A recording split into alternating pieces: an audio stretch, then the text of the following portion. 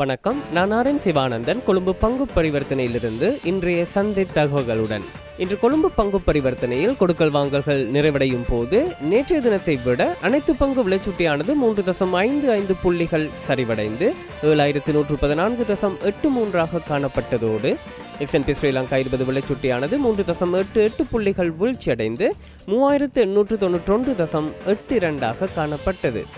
மேலும் இன்று 29.7 மில்லியன் பங்குகள் கைமாற்றப்பட்டு மொத்த புரள்வானது 747.6 மில்லியன் ரூபாவாக காணப்பட்டது.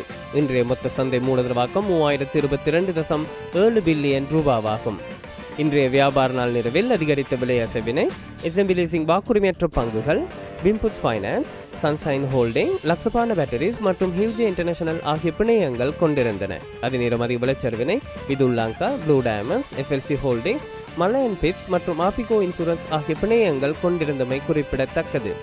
மேலும் இன்று 4 சந்திப்புகள் நிகழ்ந்திருந்ததுடன் சந்திப்புகளின் மொத்த புரள்வு பெறுமதி 155.26 மில்லியன் ரூபாவாகும். அத்தோடு இன்றைய மொத்த வெளிநாட்டு கொள்வனவுகள் 298.07 மில்லியன் ரூபாவாக காணப்பட்டதுடன் மொத்த வெளிநாட்டு விற்பனைகள் 142.34 மில்லியன் ரூபாவாக காணப்பட்டது. நன்றி. மீண்டும் எதிர்வரும் திங்கட்கிழமை சந்தை தகவல்களுடன் சந்திப்போம்.